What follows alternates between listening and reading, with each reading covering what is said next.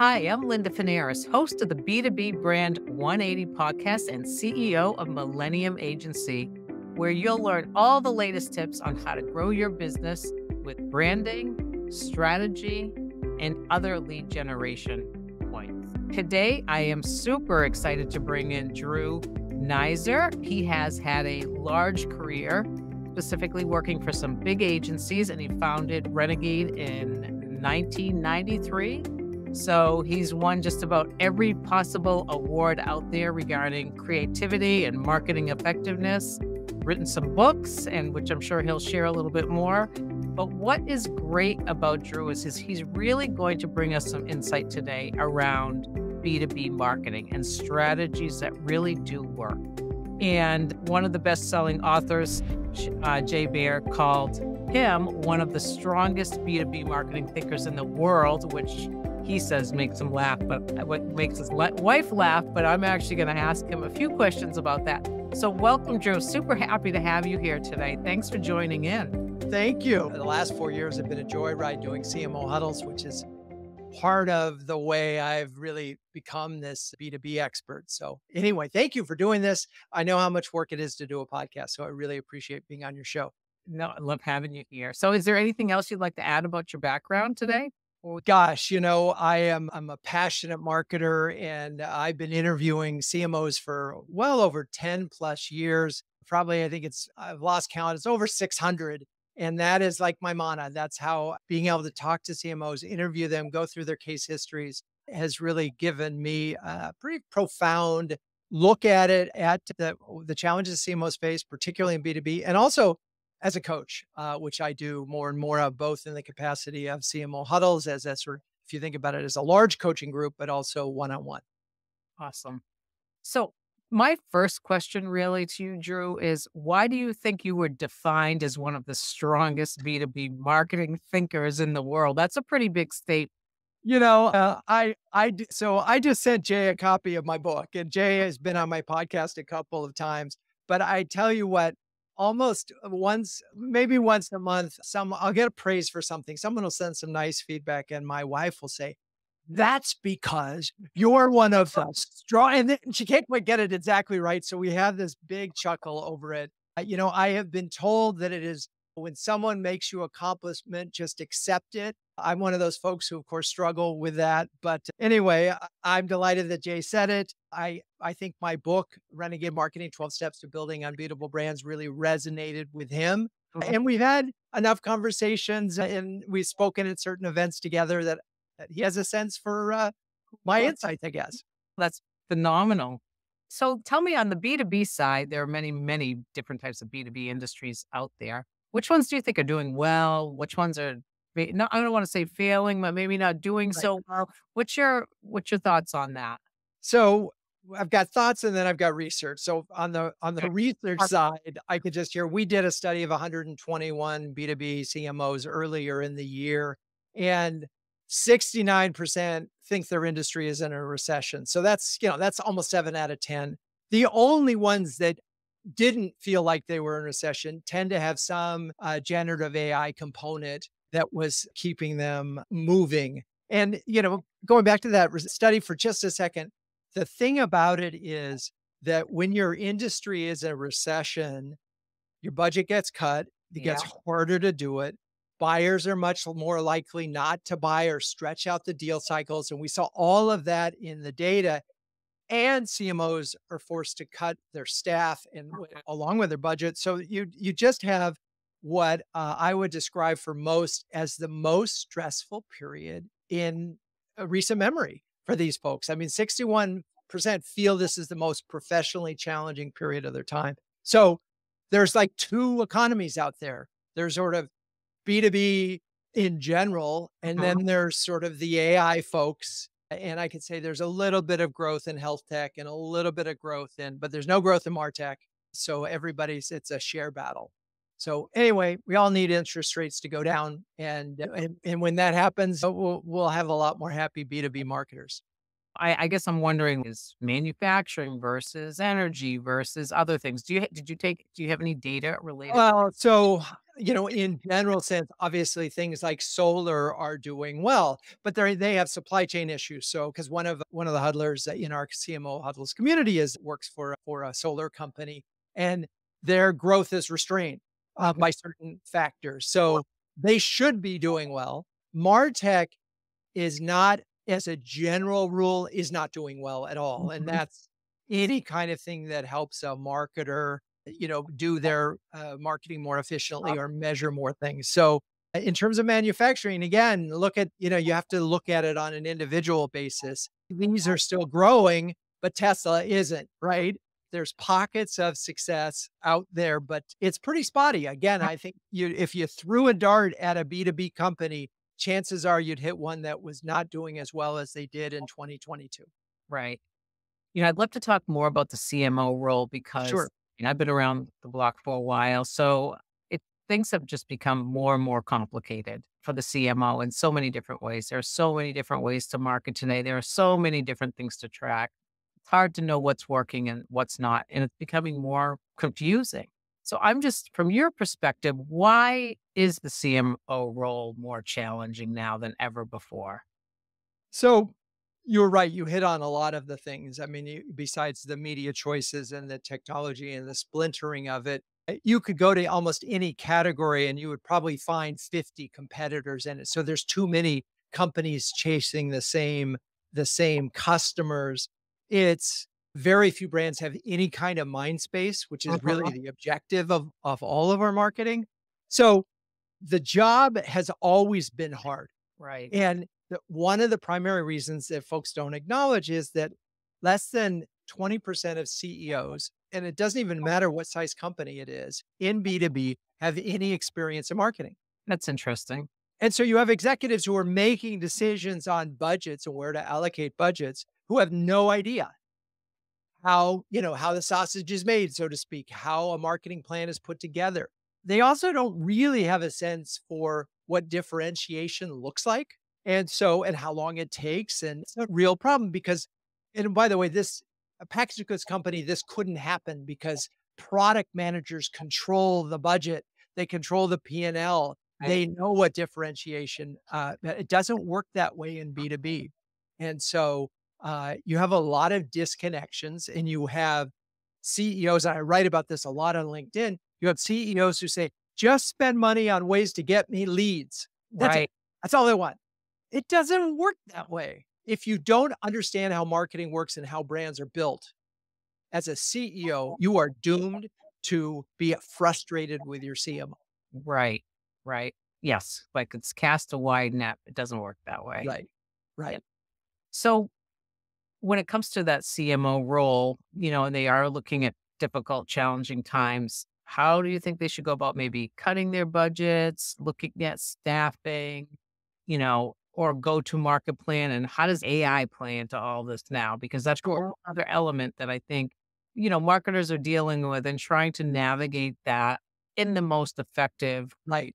possible. So cutting the budget's really an interesting thing. And I've seen this and we've had lots of conversations in CMO huddles about budget cuts. And typically what happens, let's say it's a 10% cut. Hmm. They'll look for the low hanging fruit in their staff.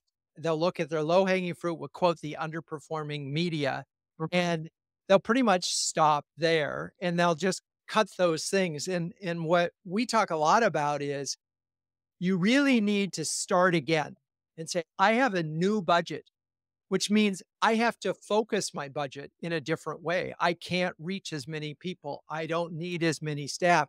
But Right. what happens is they don't build from the new plan, they just cut where they are. And so what you end up having is they're still spending too much on MarTech.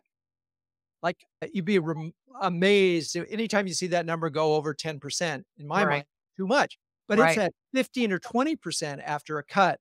And part of that is long-term contracts and so forth. But that's part Right. one of this is you gotta look at your MarTech and you gotta cut it because there's no point in having 15% of your dollars not going to something that's gonna reach or to generate demand or at least enhance your brand, something. Exactly. Exactly. Um, So that's part one. Part two is rethinking your staffing. All right. So we have a smaller staff and we have a smaller target audience and we hopefully have a more focused program. Are we staffing it the right way? So you got to step back. You can't just simply say, well, that person's only been here 3 months. We can get rid of them. Right. And that person is not really performing very well. And so that's the post cut planning process needs to be rethought. That's part one of this. I've got more thoughts on the CMO playbook that will get them through this period. And on the staffing side too, I mean, there are alternatives. You're right. It's not just, oh, they just started, let's cut them. It's really analyzing what needs to get executed and how to best execute that in the most cost effective way possible. And that might include contractors or working with very niche agencies and other strategies like that. Exactly. Yeah. Exactly. Right. So you could think about, all right, well, we're doing a lot less of this. Do we even need to have that in-house anymore? Exactly. Or is that costing us too much money to execute it? Right. Like, would that be more effective outside using a different strategy or tactic? And so you also asked about how AI is, and this is a real problem in the industry right now. So there's a perception out there, well, AI can just create all your content. So you don't Right. even need content staffing. And nothing could be further from the truth because AI generated content on its own is useless. Absolutely useless. I'm Mhm. not saying that there aren't a million ways of using AI to generate better content, but that's not necessarily getting rid of your best writers. But there's also a problem, and this relates right to the CMO, which is they're looking at ChatGPT and these tools solely as content generators. And to me, that's so problematic because that's the low hanging fruit of this thing. And in truth, most of that content isn't going to be what's going to help you really differentiate. What will help you differentiate using these tools for sales enablement to create the widgets that you couldn't create before, that you needed a programmer and you had to wait for your IT guys and all that. You can figure out how to create these widgets with ChatGPT in a heartbeat. Right. So suddenly, if you have a big idea, and you know this from running an agency, when you have a big idea, you can iterate against it, right? So Mhm. we had this big idea. Okay, now let's iterate. How many different ways could we execute the same idea and bring it to life from a sales enablement, from a customer experience, all that? And that's where it's mind bogglingly cool. That's part one. Part two is using AI for strategy. So it's really an interesting time, and I think that you can probably use a generative AI for just about everything, Mhm. and I find myself doing that more and more. I find that, like, we support a group of CMOs in transition, and there's some amazing things that you can do from an interview prep standpoint, from an analysis of your questions and the answers, from how to deal with tough questions, to practicing, to Right. creating. It's unbelievable how effective that is. So anyway, there's no such thing as a CMO who isn't embracing these Right. things. It's just Right. a question of how. So to your point on that, and I think AI is a really good example because, some companies do not want to touch it. Other companies are using it for everything. But from a marketing perspective, to your point, I think it's a great opportunity to use AI for ideation, maybe to be able to build up concepts around strategies that could be a little unique and not the same old, just to start that process going. Obviously, it writes content. We know that. It writes, can write very generic content. And to your point, you want to get a writer that can actually sort of make it into something unique and different and not just generic content. So it does provide a great purpose. It's just how do you use that in the most effective way possible? Right, and how do you get the usage beyond the CMO? I mean, I think CMOs Exactly. need to be using it. They tend to be, some really jump at it, some just delegate it, and that's unfortunate because they don't get to see the Mhm. art possible that way. It's a funny moment because when you say that there are companies that don't wanna touch it, it reminds me, in the year 2000, 3 of us from Digital Land went to visit Kraft, and the whole marketing department said, "Hey, there's this internet thing and you got to get on it." And none of the employees at Kraft at that time had access to the internet because the head of the company was afraid that everybody would look at porn. I mean, it was Right. hilarious. Exactly. And so, they ended up being way, way behind. They caught up, they figured it out. But there's some first mover advantage to be had. Absolutely. So I've heard all kinds of things in the B2B space, looking at the economy, looking at the emotions that tie into the stock market, looking at all different types of areas within the B2B space. Do you think there's a hidden recession right now? Oh my God, yeah. Oh, I don't think there's any doubt. All you have to do is you sit down, have a one-on-one with the CMO, and this came out in our research, but ask them, how is your deal cycle longer or shorter than it was 6 months ago or a year ago? Longer? All Long. right. Like, Right. that's number one.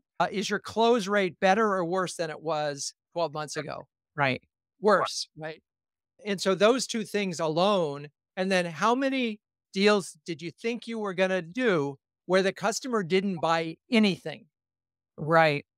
All of those are clear indications. And, how many have had layoffs? Like 50% Uh-huh. in our survey in March had layoffs. I know that number has gone up, and that's at the company, and 41% had layoffs in marketing. So I don't think there's any doubt that in B2B, particularly like in SaaS, there is a recession. Again, there are always exceptions to all of these things. I mean, True. there's some companies that are killing it out there. I suspect many of these other companies will turn it around because recessions are a sentiment. It's an emotional feeling. I'm not going to buy now because I'm worried about our business tomorrow.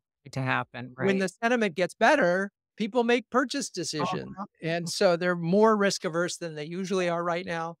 So yeah, That it's makes it's sense. a Also, the buying cycle is longer too. Can take longer. Seems to be taking longer now as well in yeah. instances, some industries.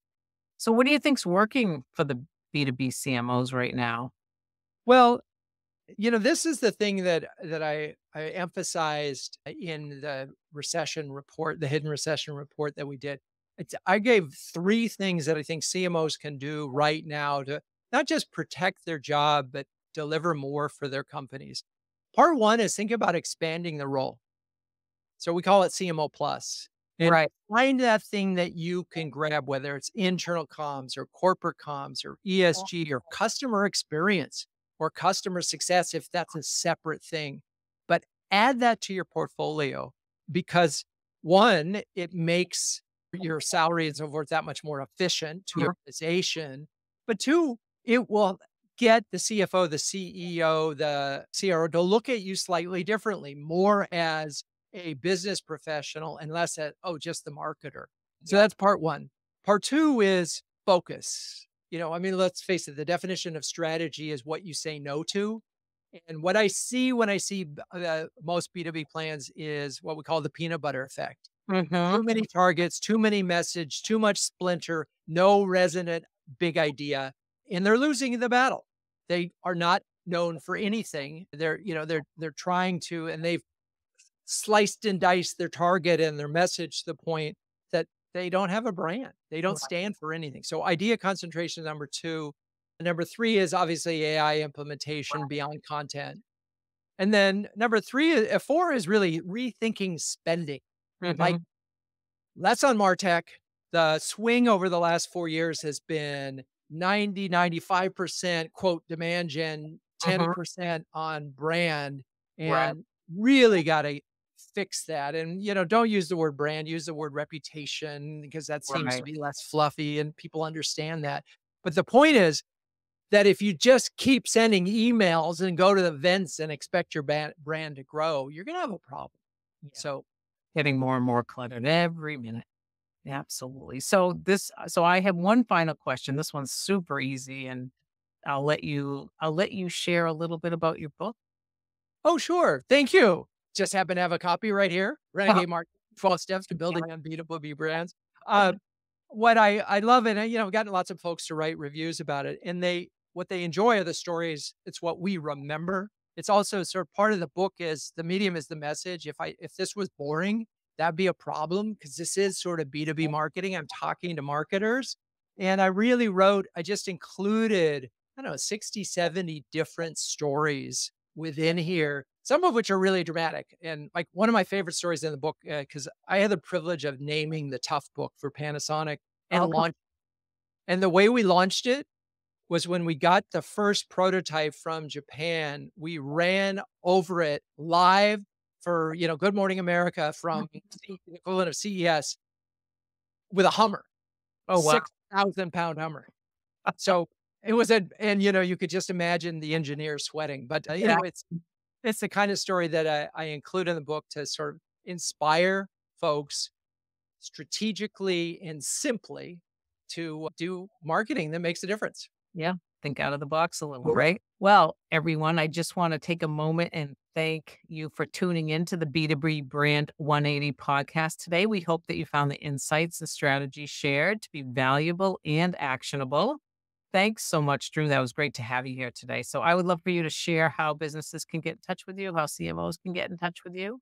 Sure. It's Drew Neisser on LinkedIn. I have a pretty big following there, or you can go to CMOHuddles.com and you can find me there. And feel free to, after Linda's podcast, you can also check out renegademarketing.com, Yeah. particularly if you're a B2B person. Perfect. And we'll also include all your information in the comments as well, Drew. So that should be great. I'm Linda Finaris, host of the B2B Brand 180 podcast and CEO of Millennium Agency. You can visit us at mill.agency